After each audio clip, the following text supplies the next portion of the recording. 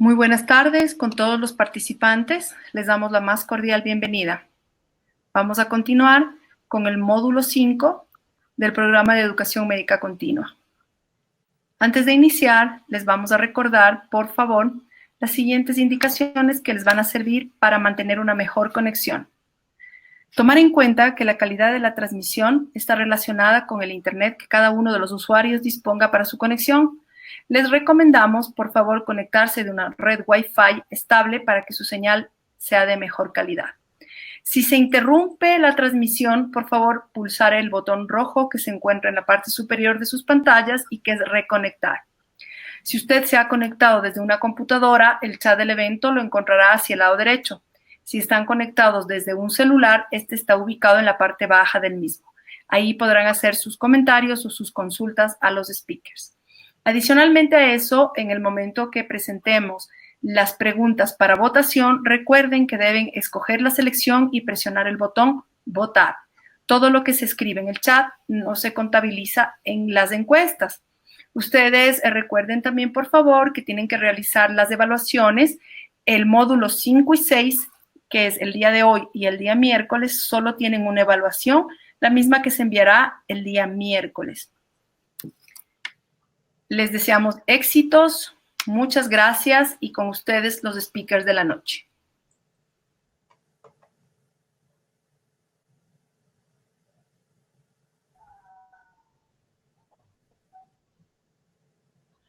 Queridos amigos, buenas noches.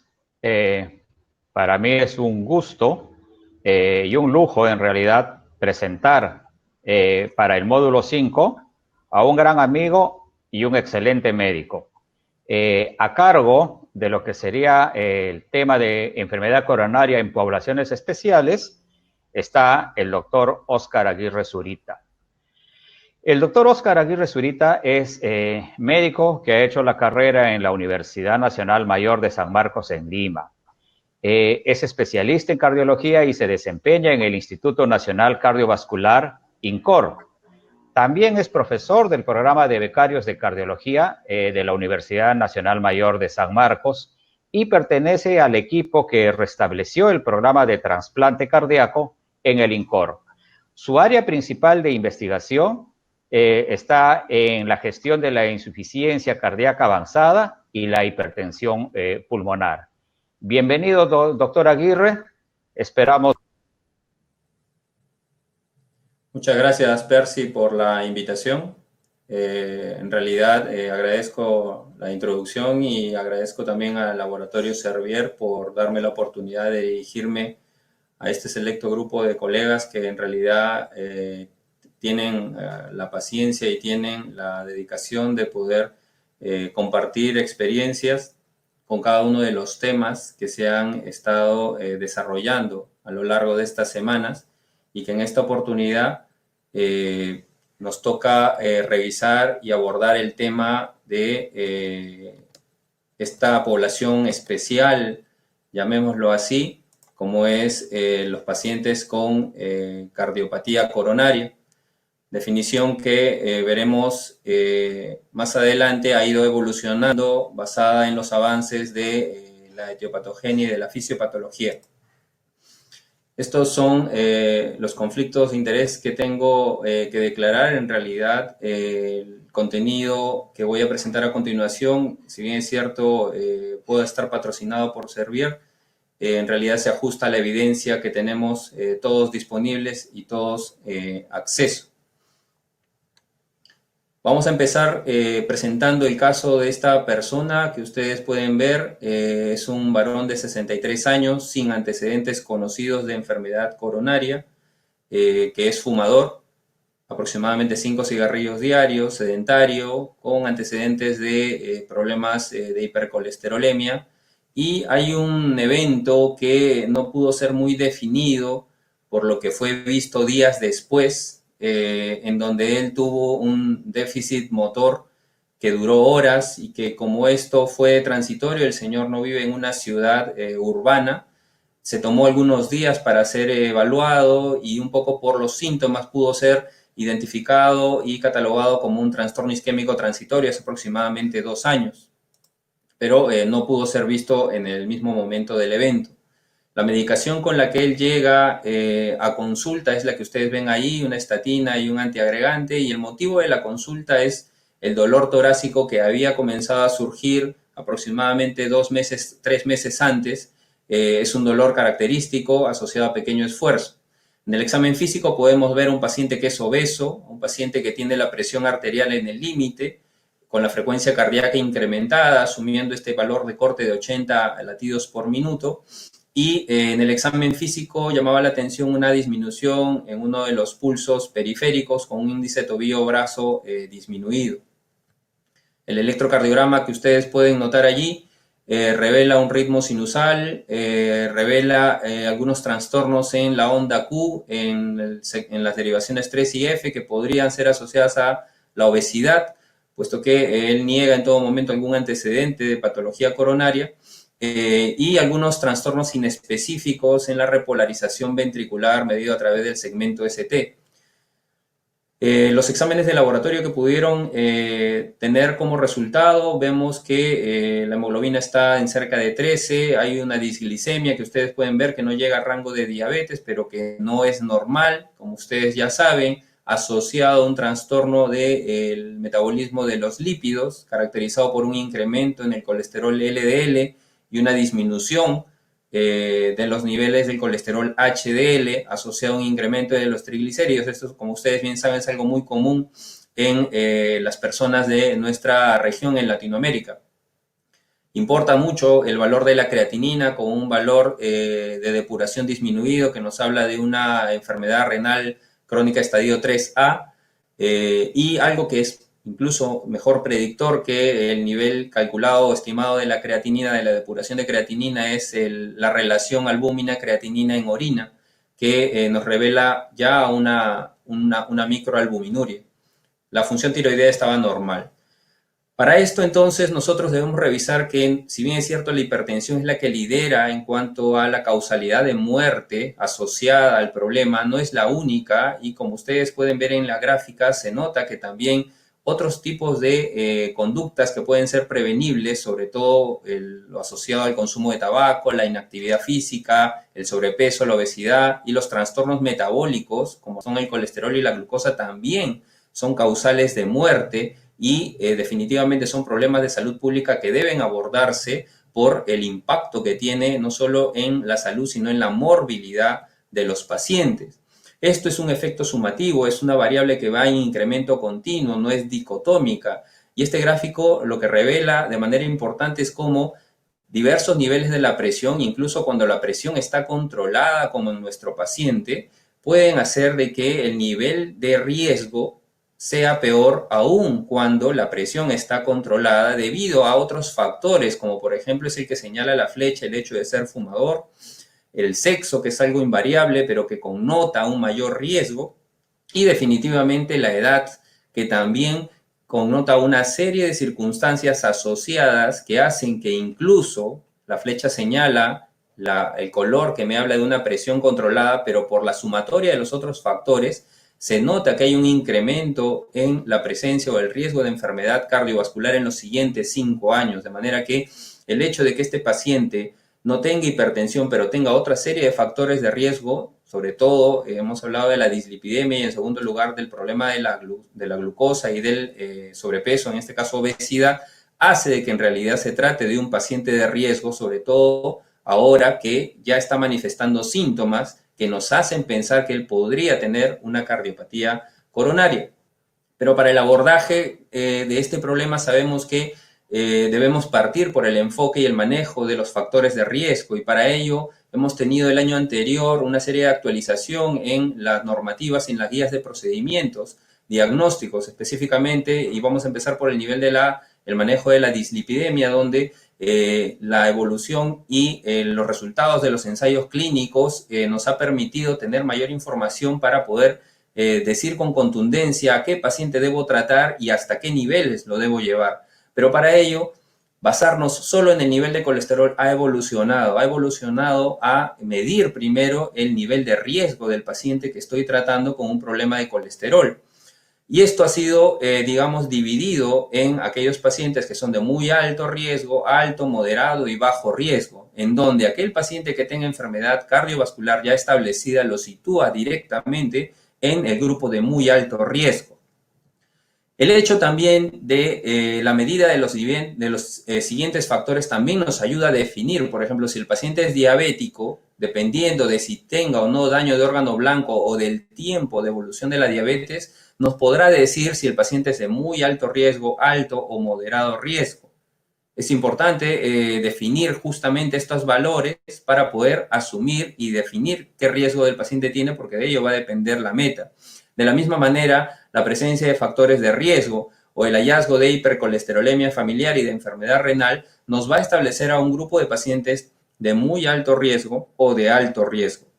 Para aquellos pacientes en donde no encontremos estos factores asociados, existe una estadística medida a través de un score que ha sido validado principalmente para las regiones de Europa, que se traen a colación acá porque, digamos, las guías tienen esta procedencia en donde se establece una serie de porcentaje en función de diferentes variables, que son edad, consumo de tabaco y nivel de colesterol total. En función a esas variables, ellos otorgan un porcentaje de riesgo que debe ser utilizado para aquellos pacientes que no tengan los factores de riesgo arriba mencionados. Teóricamente estamos hablando de un paciente que no tiene ninguna enfermedad asociada, pero que aún así necesitamos valorar el nivel de colesterol. Para ellos podría utilizarse, con las limitaciones que tiene este score de haber sido hecho en Comunidad Europea, la validación de que si el paciente sale con un score de más del 10% es muy alto riesgo, y dependiendo si es 5 o 10% para abajo,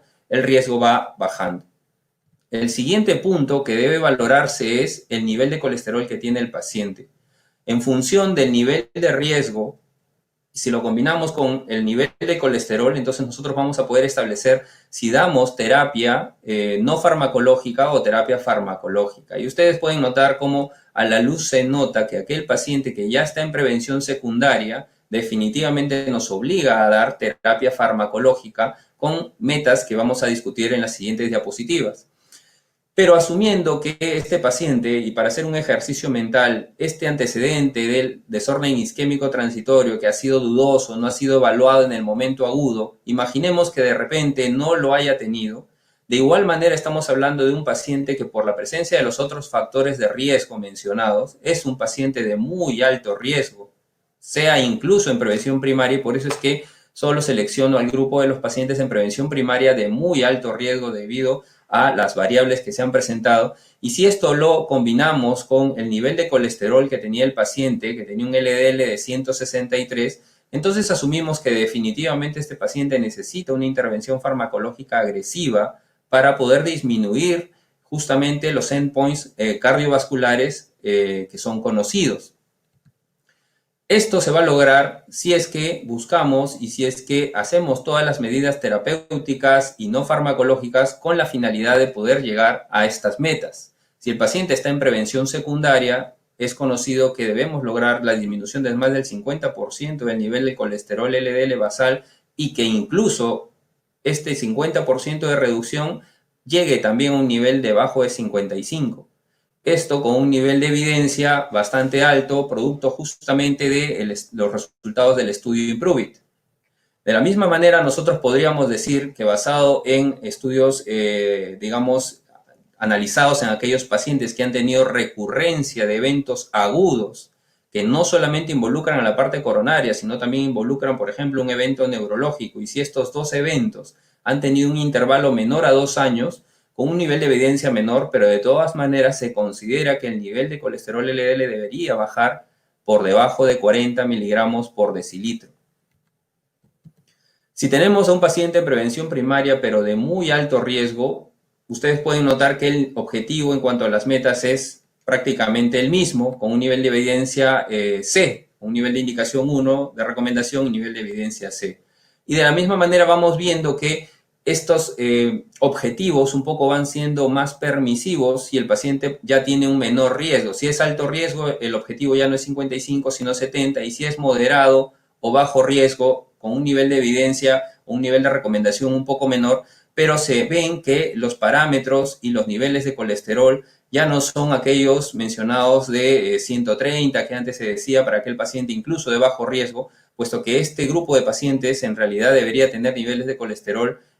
más bajos como son los que muestra el cuadro.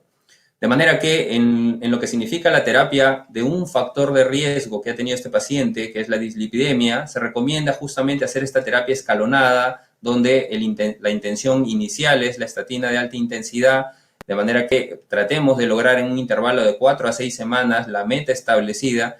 que si no es lograda tenemos que combinar, y aquí ya viene ya una de las estrategias que se dan en muchas áreas de la medicina, que es la terapia de combinación en dislipidemia, agregando ezetimibe, o en su caso, si se da la necesidad y no se logra la meta, agregar estos fármacos que son los inhibidores de la PCSK9, con diversos niveles de evidencia en función del escenario. Si es prevención secundaria,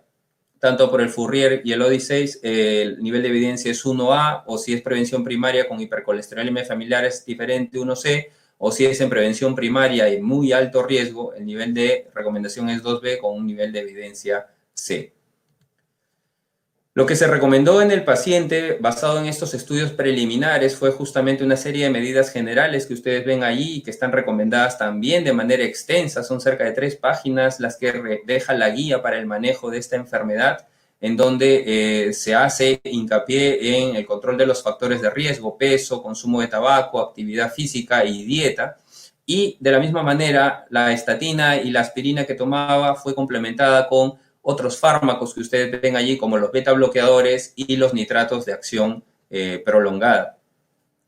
Y aquí viene una de las primeras preguntas que los invito a formar parte de ella. Teniendo el contexto de este paciente, y esto es algo que de repente amerite una discusión que vamos a hacerla más adelante, ¿qué exámenes adicionales solicitaría en primera instancia, asumiendo el nivel de riesgo establecido de este paciente y la serie de variables adicionales que tiene con la finalidad de utilizar y hacer el método de estratificación más conveniente? Los invito a votar para la opción 1 si es que sugieren una prueba de esfuerzo, la opción 2 si sugieren algún estudio de imagen, o la opción 3 si van directamente a una coronario-angiografía. Creo que tenemos unos segundos para votar.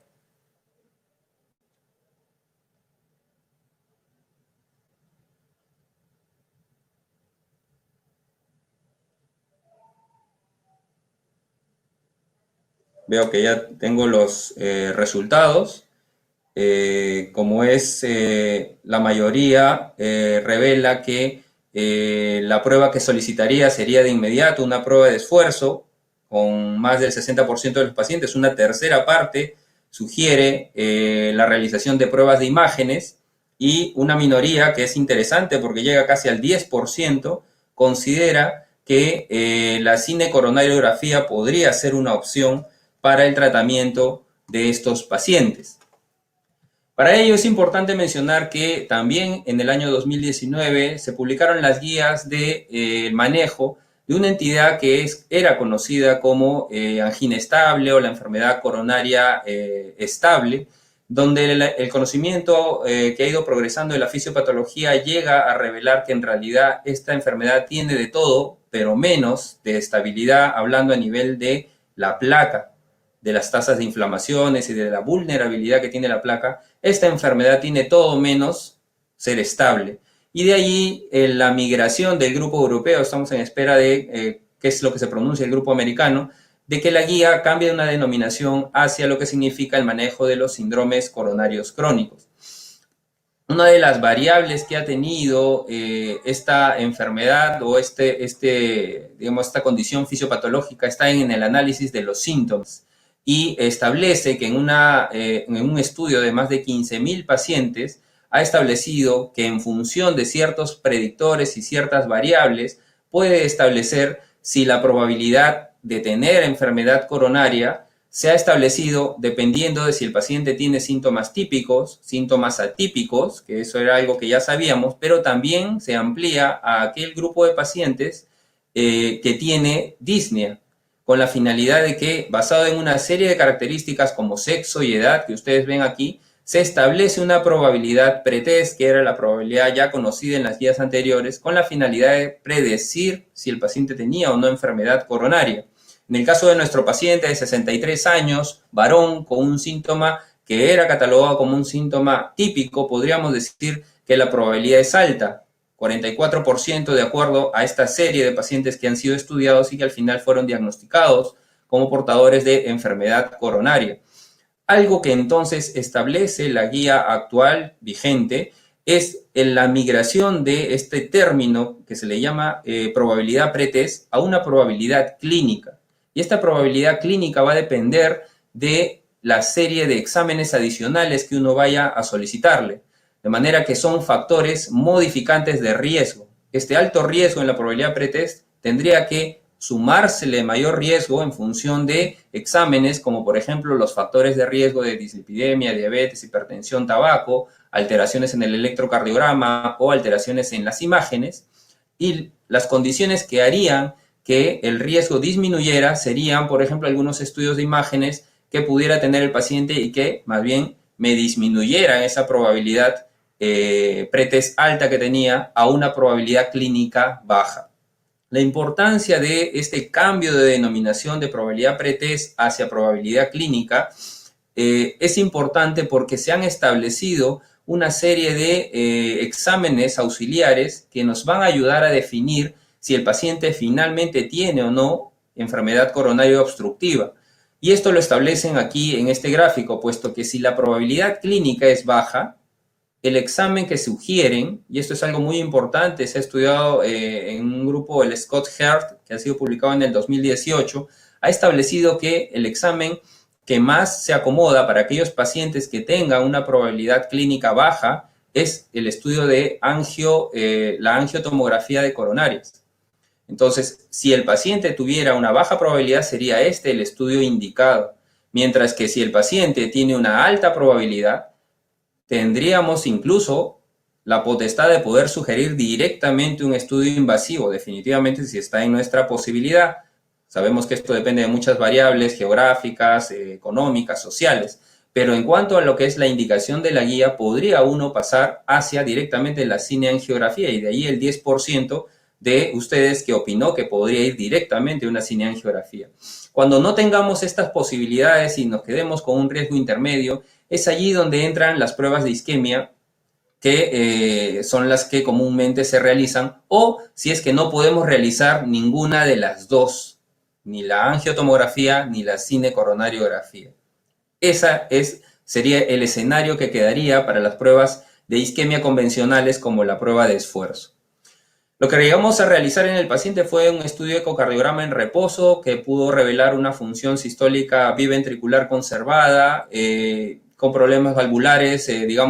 sin mayor significancia, sin hallazgo de hipertrofia ventricular izquierda. Otros exámenes de imágenes, dado el evento neurológico sospechado que tuvo, fue la ecocarotidia, donde a nivel del bulbo ustedes pueden identificar una placa incluso calcificada, que no llega a ser severamente obstructiva, pero que definitivamente revela signos de cronicidad por el hecho de la calcificación. Entonces, basado en en estos hallazgos, no debemos olvidar que el paciente había tenido una sospecha de un evento neurológico, el cual incrementa la posibilidad de que haya sido así por el hallazgo en el estudio del eco de carótidas. Es entonces que nosotros podríamos valorar qué significa que el paciente, con los riesgos establecidos y conocidos, haya tenido un evento neurológico y qué implicancia tiene esto ahora que el paciente tiene síntomas de enfermedad coronaria. Para ello es importante el tratamiento que uno le vaya a dar, porque se ha establecido de que después de muchos estudios, un grupo llega a hacer un estudio sistemático y una revisión a través de metaanálisis que establece que así como en los eventos coronarios agudos, tenemos que tener el mismo cuidado con las estatinas en cuanto a la indicación después de un evento neurológico. Y en este caso queda establecido cómo el uso de estatinas logra disminuir la tasa de stroke isquémico recurrente de manera significativa, aún a expensas de un incremento no significativo de la tasa de stroke hemorrágico, que es algo que siempre se ha, cuestionado en cuanto a la utilidad que tengan las estatinas después de un evento neurológico. Esto es similar a muchas situaciones como, por ejemplo, el uso de las estatinas y el riesgo de diabetes. Entonces uno lo que establece es tratar de balancear el riesgo versus el beneficio. Y en este caso se establece, como ustedes pueden ver, que es mucho mayor el beneficio en cuanto a la reducción de un stroke recurrente que el riesgo, que no llega a ser significativo, de un stroke hemorrágico con el uso de estatinas. Y esto con miras hacia qué? Hacia la realidad que significa, a través de otros estudios realizados, de lo que viene después de un evento neurológico agudo. Entonces, ¿será que coexiste? Definitivamente esto es algo que a nivel fisiopatológico se conoce. La aterotrombosis, la ateroesclerosis, no es segmentaria por cada territorio, sino que es difusa. Entonces, ante un grupo de seguimiento de pacientes que habían tenido un evento neurológico y se les siguió por hasta 3 años y medio, se pudo establecer que el riesgo que tenían de tener otro evento aterotrombótico agudo más era relacionado hacia los eventos coronarios, tanto en el grupo total, donde pueden ver que casi es el triple la probabilidad que después de un evento neurológico agudo tenga un evento coronario, más aún en los pacientes menores de 75 años, donde ustedes pueden ver que después de un evento neurológico agudo tiene hasta 4 veces la probabilidad de tener un evento coronario versus 1.7 en el riesgo de tener una recurrencia de un evento neurológico agudo. Entonces, esto definitivamente nos ayuda a definir que este paciente, con los factores de riesgo establecidos y con el antecedente más cierto que dudoso de este trastorno isquémico transitorio, esté más propenso a tener un evento coronario, de manera que tendríamos que actuar de manera agresiva para justamente disminuirlo. Pero algo que ustedes deben estar pensando es que en realidad no todos tenemos una angiotomografía para realizarla a la brevedad posible. Quizás tampoco tenemos una cercanía con el estudio invasivo, de manera que este paciente, cuando fue referido con nosotros, ya fue referido con los exámenes que ven a continuación y que justamente reflejan la mayoría de las respuestas obtenidas en la primera pregunta. Y ustedes pueden notar cómo la ergometría revela definitivamente algo que quizás podría ser esperable, que la prueba salió positiva y que incluso presentó angina con una pobre clase funcional, y que luego se tuvo, o en este caso se hizo una prueba con imágenes en el SPECT, donde revelaba un alto porcentaje de riesgo medido a través de un 15% de isquemia inducible en esta prueba. De manera que la cinecoronariografía no se hizo esperar. En el centro donde trabajo, ya con toda esta evidencia, incluso podríamos decir que podría haber ido directamente a cinecoronariografía según la guía, y evidentemente ustedes pueden notar una enfermedad severa, una obstrucción severa de tipo segmentaria a nivel del tercio medio de la descendente anterior. Incluso se ve circulación colateral hacia la coronaria derecha, posiblemente nos hable de algún tipo de oclusión en la coronaria derecha, y de la misma manera lesiones, pudiéramos decir casi en tandem, de la circunfleja después del origen de esa primera marginal. Al mismo tiempo, en la coronaria derecha se revelaban lesiones severas en tercio medio y se ve cómo está ocluida a nivel distal. El grupo de hemodinamia del centro evaluó el caso, evaluó los predictores en función a los estudios de los scores coronarios y decidieron el intervencionismo percutáneo en los 3 vasos. Pero definitivamente ustedes están viendo que las obstrucciones, si bien es cierto, son severas y localizadas, no estamos hablando de una enfermedad focal, sino más bien de una enfermedad difusa, donde los lechos distales definitivamente van a estar afectados y no van a estar exentos de generar isquemia. De manera que el tratamiento después de la intervención se complementó, como ustedes ya se lo esperan, con doble antiagregación. Se agregó beneficio antiisquémico con calcio antagonista, se incrementó la estatina a una dosis de alta intensidad, y de esta manera se deja al paciente con un primer abordaje terapéutico con la intención de plantearles una segunda pregunta: si con estos resultados después de haber hecho el estudio de revascularización percutánea, ustedes consideran que podría ser esta terapia suficiente para el paciente, o si es que necesitan alguna información adicional o consideran que no necesita mayor terapia. Los animo, por favor, a que puedan elegir su opción para poder compartirla luego en el grupo.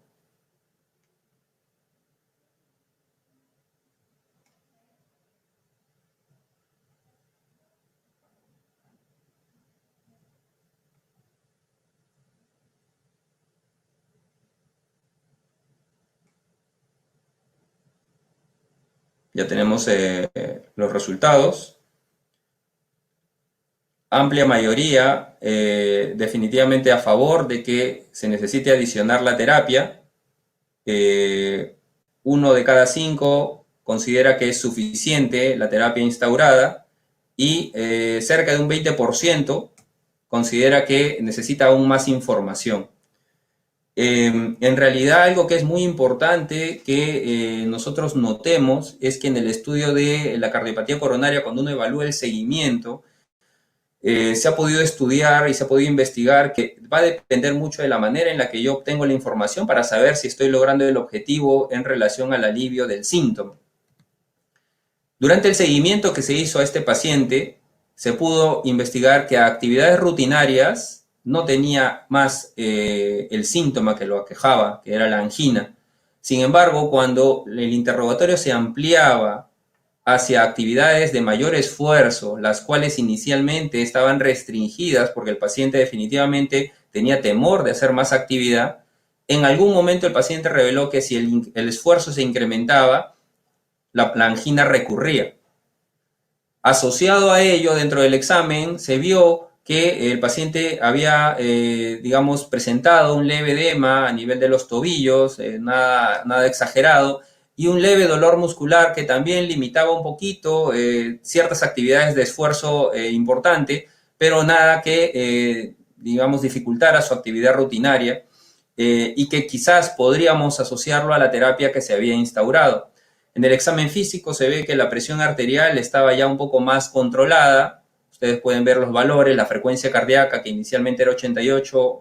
bajó por debajo de 80, sin ningún signo de congestión, ni alteraciones en la fuerza motora por el antecedente neurológico que tuvo, y sí se ratifica el edema a nivel malleolar de grado leve. Entonces, quizás para el grupo que pensaba que necesitaba más información, me permito volver a hacerles la pregunta basado en estos exámenes y en estos hallazgos que nos da la reevaluación del paciente, si es que considera nuevamente cambiar su pregunta o cambiar su respuesta en relación a la adición o no de una terapia complementaria en el paciente actual. Los animo, por favor, a responder.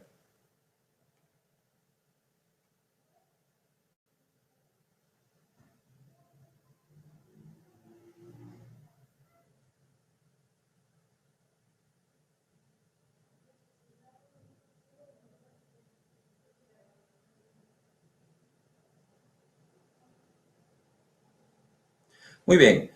El grupo que llegaba casi al 20% de necesitar más información se redujo a menos del 5% y,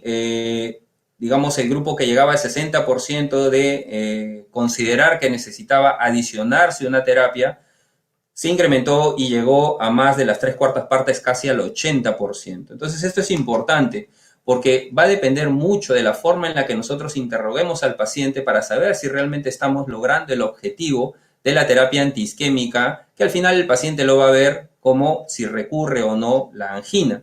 Y para ello, se ha podido observar que en esta última guía del año pasado de los síndromes coronarios crónicos establecen que la terapia podría ser basada en diferentes escenarios. Y eso es algo también novedoso que trajo la guía y que nos revela incluso el tratamiento del síndrome coronario crónico, incluso en escenarios de insuficiencia cardíaca. Si nosotros situamos al paciente en alguno de estos escenarios, podríamos decir que en realidad el paciente ha estado recibiendo una terapia estándar, porque en realidad no tenía ninguna de estas características que podemos ver a continuación. La frecuencia cardíaca ya estaba controlada en 68, no estaba debajo de 50, no tenía disfunción ventricular, ni tampoco tenía presión arterial baja. De manera que el tratamiento considerado para el paciente era la terapia estándar. En la terapia estándar está incluido, como primera línea, y lo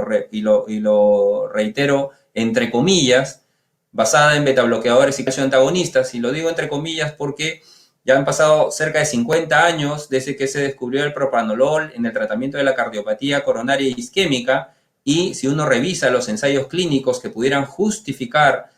los betabloqueadores o los calcio antagonistas en este escenario de pacientes, en realidad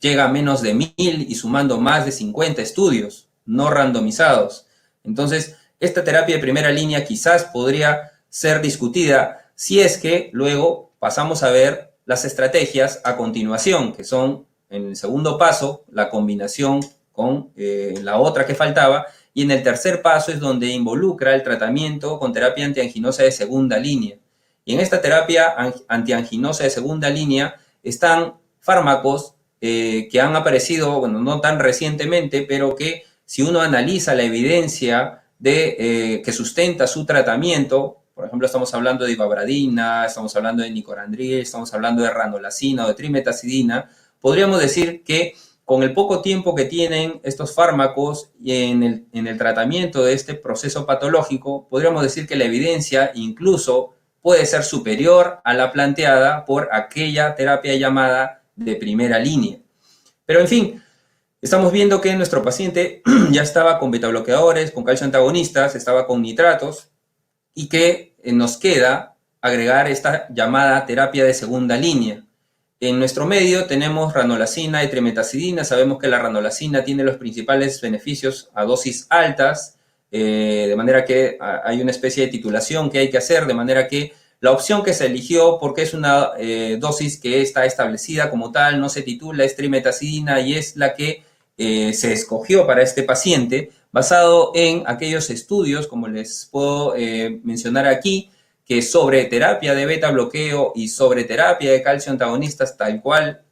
sucede con nuestro paciente, se pudo demostrar un efecto sintomático superior del adicionar trimetazidina en estos pacientes que ya tenían terapia previa, de manera que sustento había para adicionar un fármaco sobre la terapia estándar basal que ya tenía el paciente, y que algo que tenemos la expectativa de ver, al menos virtualmente, porque ya se conoce que el evento europeo que viene el siguiente mes va a ser virtual y de libre acceso, es el 30 de agosto, en donde esperamos los resultados del ensayo clínico ATPCI de trimetazidina en pacientes con angina después de una revascularización, con la finalidad de poder sustentar su uso en este escenario de pacientes que persisten con angina después de una revascularización, en este caso percutánea. Estaremos atentos a los resultados. Quedando entonces con esta siguiente interrogante, que en realidad ya tiene más de 20 años de estudio y con evidencia que cada vez viene sumándose, y que se las planteo en esta pregunta: si existirá entonces en este escenario de los síndromes coronarios crónicos alguna base racional para el bloqueo del sistema renina-angiotensina. Y esta es la pregunta que nos planteamos en esta oportunidad, y que por favor les pido que puedan elegir la opción en función a lo que consideren. Si es que es válido o no pensar en un inhibidor de este sistema para el tratamiento de los pacientes con síndrome coronario crónico, evidentemente no sabiendo que son hipertensos, porque en ellos está claro que la indicación está más que evidente. Los animo a votar, por favor. Muy bien.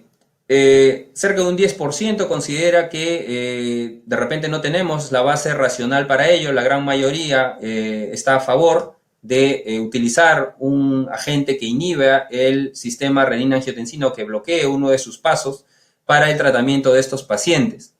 Ya se había abordado en algunas conferencias previas la importancia que tienen los inhibidores de la ECA en la disfunción endotelial. Yo solo quiero referirme a dos aspectos muy puntuales. El hecho de la apoptosis, en donde la tasa de apoptosis normal está revelada en alrededor del 3%, y esta es suficiente como para mantener una integridad del endotelio, y evidentemente esto pueda ser un factor, digamos, antiaterosclerótico. Mientras que si encontramos una tasa incrementada de apoptosis, vamos a tener una mayor probabilidad de tener disfunción endotelial y mayor progresión de la aterosclerosis, y que evidentemente esto puede propiciar el desarrollo de un evento coronario agudo mediado por la rotura de la placa. Esto pudo ser estudiado en base a pacientes con evidencia de cardiopatía coronaria, en aquellos en donde se pudo medir el nivel de apoptosis y que, al ser comparado con un grupo control que ustedes pueden ver en esta primera parte del gráfico a su izquierda, revelan que la tasa de apoptosis está aproximadamente entre el 3 y el 5%, como era lo estimado normal. Tenemos aquellos pacientes con cardiopatía coronaria que fueron aleatorizados a un grupo placebo y a un grupo con perindopril, en donde el nivel de apoptosis llegaba cercanamente al 7 al 8% a nivel basal, y que luego, después de un año, se pudo analizar este indicador, que era el nivel de apoptosis, y se pudo notar una diferencia importante y estadísticamente notable, en donde el perindopril pudo disminuir la tasa de apoptosis, mientras que el grupo control incluso tuvo una tendencia a el incremento. Entonces, esta diapositiva la traje para resaltar la importancia que tiene como efecto pleiotrópico de los inhibidores de la ECA, en este caso siendo estudiado a través de perindopril, en, digamos, la intervención a nivel de la apoptosis acelerada que tienen estos pacientes con enfermedad coronaria y con aterosclerosis, atribuyéndole una ventaja al perindopril, primero por ser un fármaco que se puede utilizar en monodosis, un fármaco que tiene una alta afinidad por la ECA tisular, y que tiene una serie de estudios que ha podido demostrar una, digamos, importante modificación en los niveles séricos de bradiquinina con el estudio Pertinent, que incrementa los niveles de óxido nítrico, reduce la proliferación neointimal en las coronarias a través del Perspective, y que a través del estudio Perfect tiende a demostrar que hay una reversión en la disfunción endotelial en aquellos pacientes que ya tienen evidencia de aterosclerosis. De manera que la evolución del beneficio de los inhibidores de la ECA ha trascendido al efecto antihipertensivo, y es el primer pilar que ustedes pueden ver acá arriba, y que luego ha podido demostrar a través de una serie de estudios que vamos a ver a continuación, que tiene un efecto cardioprotector, y que este efecto no se da solo a nivel cardíaco, sino pudiéramos decir que es a nivel vascular, como lo veremos más adelante. También una protección renal, como es evidente, porque actúa justamente a través del sistema renina-angiotensina, y quién sabe en adelante, con los estudios que están en camino, si es que pudieran demostrar que todos estos beneficios, sobre todo el beneficio a nivel de lo que es la disfunción endotelial y el óxido nítrico, pudiera tener algún efecto glicémico, es algo que se postula y que está todavía en un rango de hipótesis. Para ello, entonces, conociendo los resultados del estudio HOPE en el año 2000 con ramipril, que llegó a casi 10.000 pacientes, en donde ingresaron para todos aquellos que tenían un alto riesgo cardiovascular, principalmente mediado por diabetes, habiendo demostrado beneficios en la reducción de los eventos cardiovasculares mayores de muerte cardiovascular, de infarto no fatal y de stroke. Teniendo ese estudio como base, se plantea, y les presento a continuación, 4 años más tarde salió publicado el estudio Europa con perindopril, en donde, a diferencia del HOPE, como ustedes pueden ver, tiene mayor número de pacientes estudiados, mayor tasa de infarto de miocardio, pero menores tasas de enfermedad vascular periférica y de stroke. Esto asociado a menores niveles de hipertensión y de diabetes comparados con el estudio HOPE. De manera que se establece que, desde el punto de vista del perfil de los pacientes, el estudio HOPE involucraba a aquellos pacientes que tenían mayor riesgo cardiovascular, en donde evidentemente ramipril fue eficaz en la reducción de eventos cardiovasculares mayores. Recordemos que en el HOPE la mitad eran hipertensos, o sea, no estamos hablando de un beneficio asociado a la hipertensión, en donde se presenta 4 años más tarde el estudio Europa con pacientes de menor riesgo. Pero aún teniendo menor riesgo, ustedes pueden notar que la intensificación del tratamiento fue mayor. Tenemos que el uso de betabloqueadores, 60 versus 40%, el uso de antiagregantes supera el 90% versus 75%, y el uso de las estatinas también es significativamente mayor. De manera que el estudio Europa resume a pacientes que tienen quizás por la apariencia que ustedes ven aquí, menor riesgo cardiovascular, pero mayor intensificación del tratamiento de los factores de riesgo. Y este es el escenario que planteaba el uso de otro YECA tisular como perindopril para ver si disminuía el riesgo de tener muerte cardiovascular, infarto de miocardio no fatal y parada cardíaca. Habíamos visto entonces que este es el escenario que se planteaba en Europa con mayor riesgo. Se habla de que el HOPE tenía 80% mayor en las tasas de muerte cardiovascular y en la tasa de mortalidad total en el grupo placebo. Esto es algo que refleja la tabla anterior. Y sobre eso, sabiendo de que ramipril disminuía un 22% la tasa de eventos cardiovasculares, se vio que aun cuando el grupo de la Europa tenía menos riesgo y estaba mejor protegido con terapia, aún así sobre ese basal, el estudio con perindopril 4 miligramos, que llegó hasta 8 miligramos, pudo disminuir en un 20% el evento primario, que era muerte cardiovascular, infarto y arresto. Esto asociado a su vez a una disminución de la tasa de infarto no fatal del 24%, y algo que llamaba mucho la atención, estamos hablando de pacientes que no tenían diagnóstico de insuficiencia cardíaca, pero que después de 5 años de tratamiento se pudo demostrar que el uso agregado de perindopril en este escenario podía disminuir la tasa de hospitalización por este síndrome. Algo que es importante mencionar aquí es que la diferencia en estas curvas pueden notarse que se hace evidente a partir del año en adelante. Esto nos habla de un beneficio que, si bien es cierto, tiene que esperar este periodo de tiempo para poder hacerse notorio, se hace cada vez más significativo con el pasar del tiempo. Algo que es importante mencionar también aquí es que el beneficio logrado, digamos que no depende del nivel de presión arterial que tenía el paciente a nivel basal. Es más,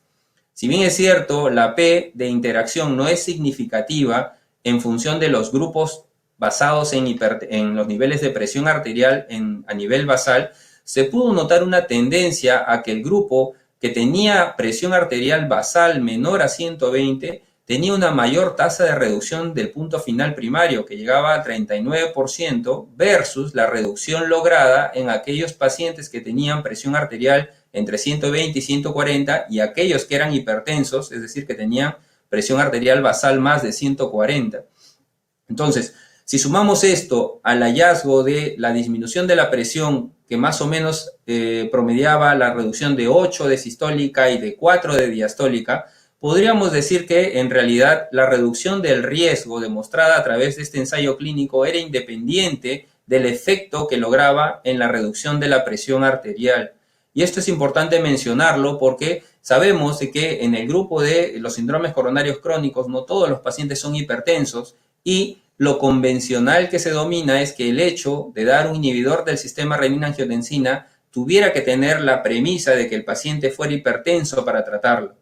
Tratamos de ver cómo este paradigma no es tan cierto del todo, basado en los grupos de pacientes incluidos tanto en el HOPE como en el Europa, y sobre todo basado en este cuadro en donde la mayor reducción de eventos se dio incluso en aquellos pacientes que eran normotensos. Algo que surgió mucha controversia en su momento con el estudio ASCOT, en donde se comparaba una estrategia en pacientes hipertensos de betabloqueadores y diuréticos y la otra estrategia de calcio antagonistas con un YECA, era justamente valorar si es que realmente existe una predominancia del beneficio por el calcio antagonista o por el YECA. A través del estudio Europa se surgió este interrogante y se pudo hacer un estudio post-hoc con la idea de valorar el significado que tenía cada fármaco en el desenlace de eventos que se pudo observar en este estudio. De los poco más de 12.000 pacientes de este ensayo clínico, se dividió aquellos que tenían el grupo activo, que era con perindopril, y el grupo placebo, y a ambos grupos se subdividió en función del uso de calcio antagonistas o no, con la idea de poder demostrar si había sinergia. Sinergia significa de que el riesgo, la disminución del riesgo, el hazard ratio, con perindopril y calcio antagonista era superior a la reducción del riesgo aislado del calcio antagonista y aislado del perindopril. Si esto era mucho mayor en la combinación, podríamos hablar de la sinergia. Y esta sinergia se sabe que se utiliza ya en pacientes con hipertensión, ya en pacientes con insuficiencia cardíaca y con dislipidemia, y era una intención de ver si podía atribuírsele también una sinergia en el escenario de los pacientes con síndrome coronario crónico. Y aquí tenemos a aquellos pacientes que no recibieron ni calcio antagonistas y ni tampoco perindopril, es decir, placebo sin evidencia de calcio antagonistas, donde la tasa de eventos llegó a casi 8. Aquellos pacientes que recibieron solo calcio antagonistas,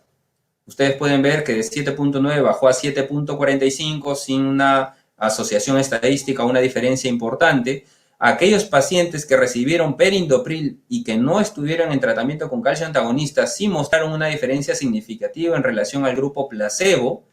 Y, por supuesto, si se daba la combinación de perindopril con calcio antagonista, se notaba así una diferencia mucho más marcada en cuanto al beneficio en la reducción de los eventos cardiovasculares, pudiendo establecer una premisa que necesitaría confirmarse en un estudio, un ensayo dirigido, de que existe sinergia o existe base racional para demostrar que la asociación de perindopril con calcio antagonista tiene una acción sinérgica y sumatoria definitivamente en la reducción de eventos cardiovasculares en pacientes con síndromes coronarios crónicos. Se pudo observar esto en el análisis de intervalos de confianza, donde a nivel del punto final primario, mortalidad total, en mortalidad cardiovascular, vemos que, digamos, pasa el nivel de la unidad, pero en lo que es el punto final primario y mortalidad total sí existía una ventaja en cuanto a este efecto aditivo que tienen el perindopril con los calcio antagonistas. Si esto lo agregamos a la evidencia que muestran los otros estudios con inhibidores de la ECA, que podríamos conversar y discutirlos de repente en la fase de preguntas, y que en los ensayos clínicos de repente no mostraron un beneficio similar al demostrado en el HOPE y en el Europa, pero si son sumados en este metaanálisis se puede denotar cómo existe una evidencia que soporta de manera contundente el beneficio de los inhibidores de la ECA en esta patología de cardiopatía coronaria con fracción de eyección arriba de 40, tanto en la reducción de muerte por todas las causas, infarto no fatal, stroke y tasas de revascularización. De manera que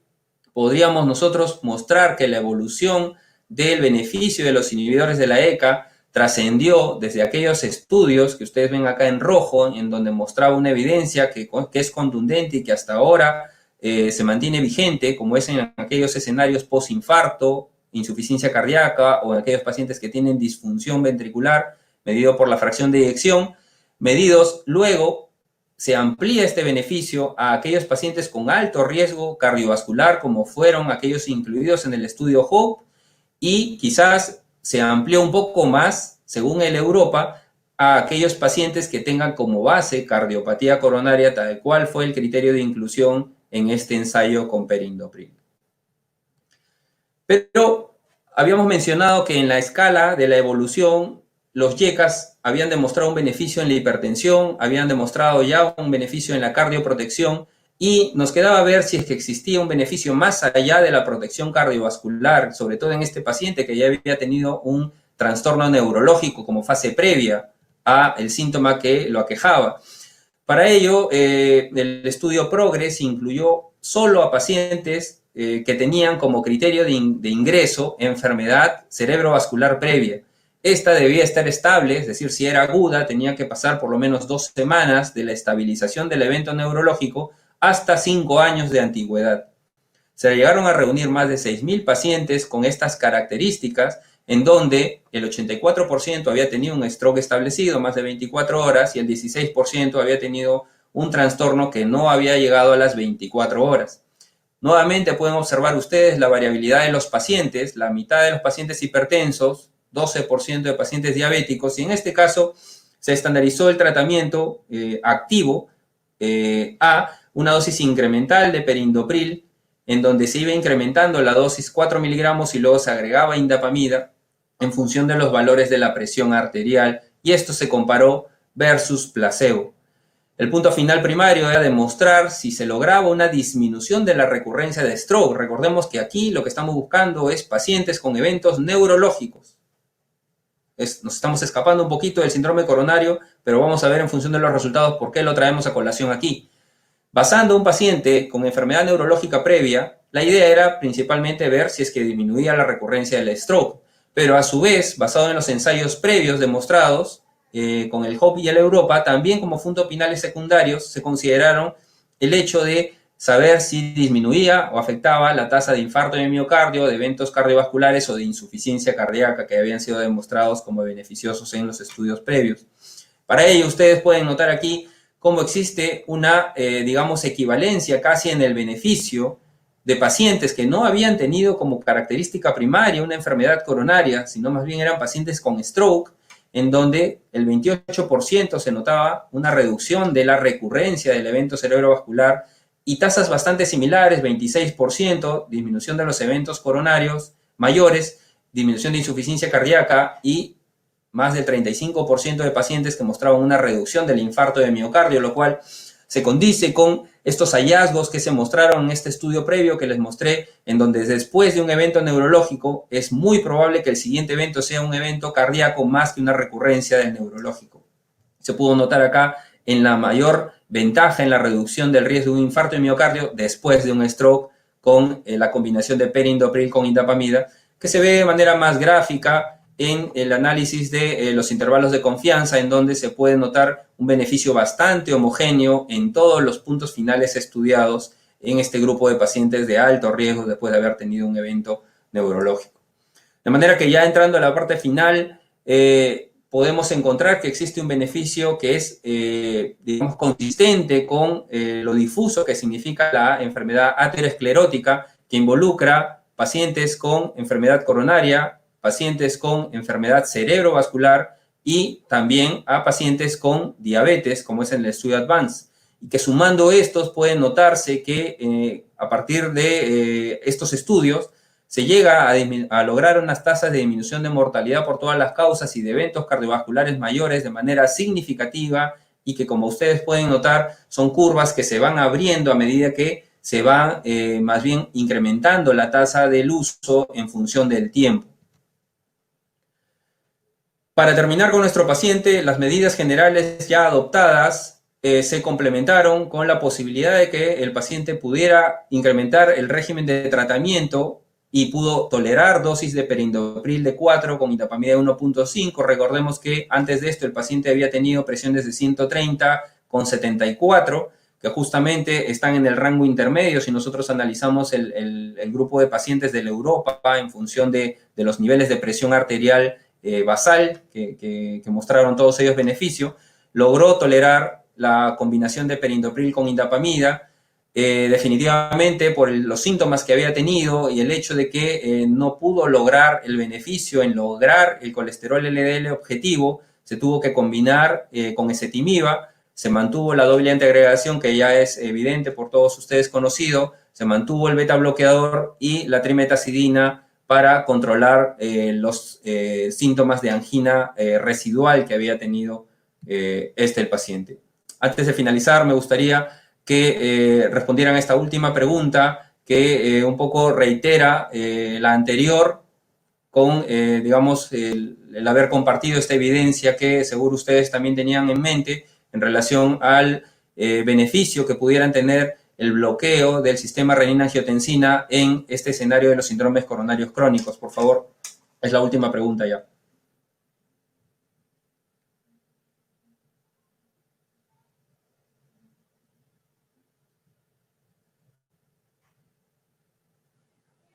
Muy bien.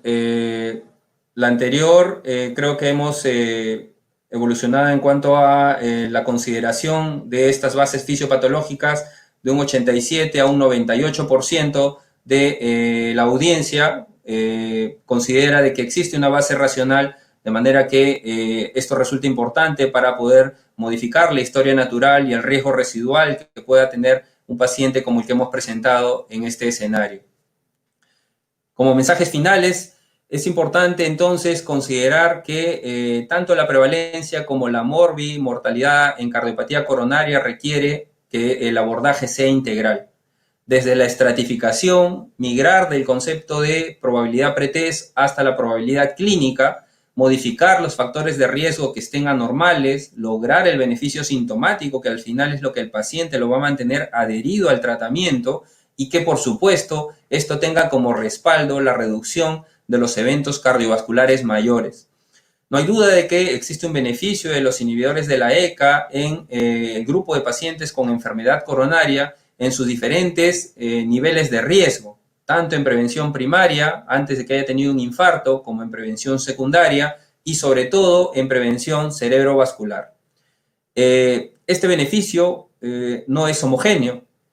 Habíamos mencionado que algunos ensayos, de repente por cuestiones metodológicas, no habían demostrado el beneficio, pero sí en conjunto, pero pudiendo resumir a aquellos que sí han tenido la evidencia a favor, el uso de ramipril está sustentado en pacientes con alto riesgo cardiovascular, en el grupo etario que estudiaron en el COPE era más de 55 años, y en Europa con el perindopril demostró que aquellos pacientes que tenían enfermedad coronaria lograban también una disminución, a pesar de estar excelentemente tratados, una reducción del riesgo de los MACE en pacientes que incluyeron incluso pacientes más jóvenes desde los 18 años. Esta es la última diapositiva. Han sido muy amables por su paciencia y encantados de poder conversar o debatir con algunas preguntas que pudieran surgir a continuación. Muchas gracias.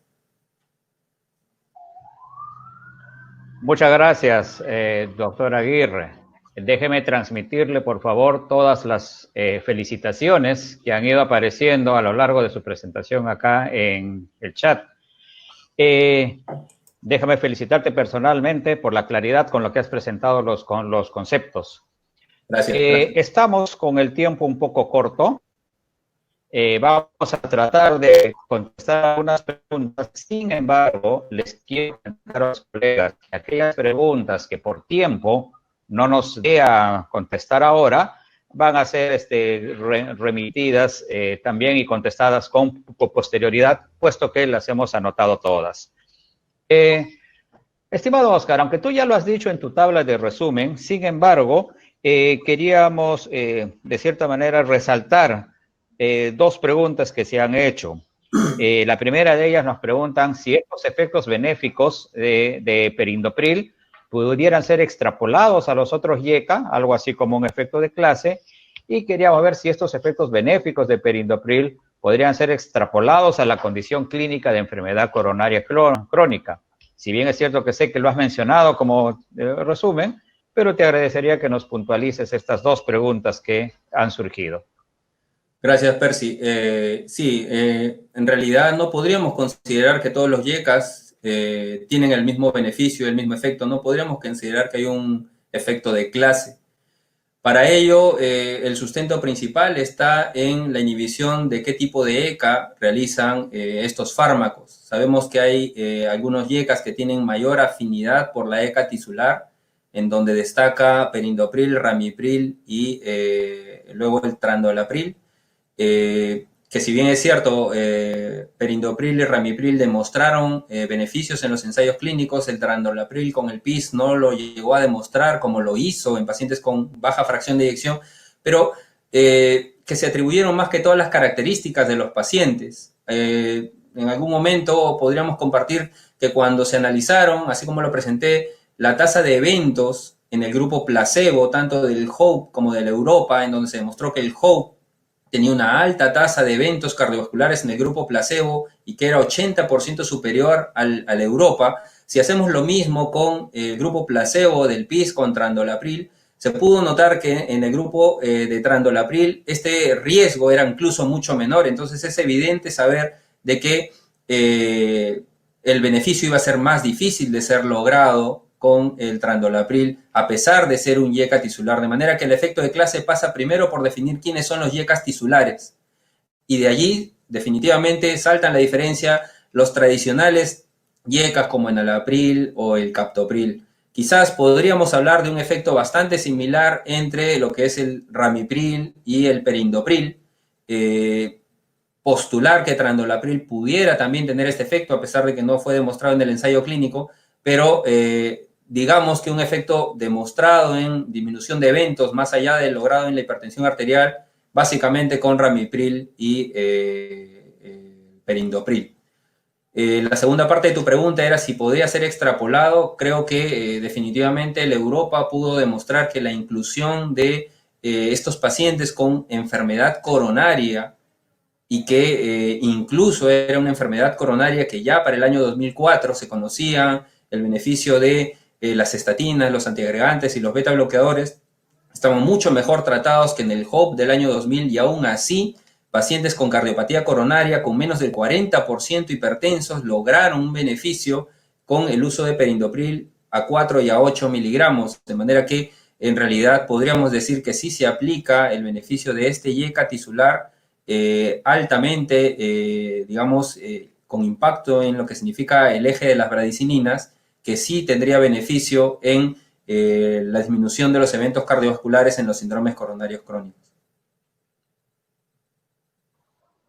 Muchas gracias, Oscar. Nos han autorizado una pregunta más con una respuesta, te agradecería puntual. Sería en cuanto a esquema de tratamiento con estatinas. Hay dos preguntas que están muy relacionadas, que van más o menos al esquema que debería usarse para el uso de las estatinas en el manejo del paciente coronario. En una nos ponen la situación, en un paciente que requiere un tratamiento prolongado. ¿Es válido usar una estrategia que implique pausas o que implique reemplazo de las estatinas? La otra pregunta que también se orienta a lo que es el uso de estatinas, nos dice, en un paciente que de alto riesgo cardiovascular con antecedente de un infarto que viene luego de un año, completamente asintomático, estable, con un LDL menos de 50 y que no estaba usando estatinas, ¿le iniciarías? Gracias. En cuanto a la primera pregunta, si es válido la rotación o el traslape, no ha sido estudiado como tal el traslape, pero sí tenemos estudios en donde pacientes que tienen atorvastatina y que de repente no logran la meta objetivo, pasan a una estatina de relativamente mayor potencia como rosuvastatina y que logra el beneficio, digamos, en el control de la meta como de repente un argumento que sustente el hecho de que se pueda migrar de estatinas para poder lograr el objetivo. Lo de las pausas no es digamos, lo sugerido definitivamente. Sabemos de que en estos estudios el beneficio de las estatinas se da a partir del año y que a partir del año se demuestra el mayor beneficio en la reducción de eventos, de manera que no estaría contemplada la interrupción, obviamente a menos que estemos enfrentando un evento adverso donde ya se conocen las estrategias de combinación para minimizarlos. En la segunda pregunta, es una pregunta más que interesante, que digamos que es difícil de abordarse y de responderse basado en la evidencia clínica, pero que nosotros podríamos decir que el beneficio de las estatinas, si bien es cierto, está inicialmente focalizada en el control del LDL, sabemos que tiene adicionalmente otros beneficios que podrían justificar incluso en este paciente que has mencionado el iniciar la terapia con la finalidad de poder mantenerlo en ese nivel de LDL que ya está óptimo. Me dijiste que solo era un evento en un año, de manera que el objetivo era menos de 55. Y esto es importante mencionarlo, lo toqué muy superficialmente, lo de la hipercolesterolemia familiar, porque así como hay, esta es una enfermedad poligénica que justifica la hipercolesterolemia familiar, podríamos decir que también existe una base genética en aquellos pacientes que no llegan a desarrollar hipercolesterolemia, donde los niveles de placa ateromatosa es casi nula, y son pacientes que manejan LDLs de bajos de 50 incluso. Entonces, no sabemos muy bien cómo se comportan estos pacientes. Quizás este paciente podría ser candidato para poder hacer algún tipo de estos estudios, pero en realidad, si a la evidencia nos ceñimos, podríamos decir de que tendríamos que iniciar una estatina, de repente no de alta potencia, y el monitoreo de que el paciente siempre se mantenga en los niveles de colesterol que ya tiene actualmente. Estimado Oscar, realmente interesante. Siguen llegando felicitaciones al chat por tu brillante presentación. Lastimosamente el tiempo nos ha ganado. Debo decirle a los colegas que han enviado la numerosa cantidad de preguntas que todas estas van a ser respondidas. El doctor Aguirre va a recibir un archivo con las preguntas que no han podido ser contestadas en razón de el tiempo. Así que no se preocupen. van a tener las respuestas. Muchísimas gracias, Oscar. Realmente una bella presentación. Bien, con eso estaríamos cerrando este evento, colegas. Buenas noches. Gracias. Gracias a todos. Gracias, Oscar. Buenas noches. Gracias.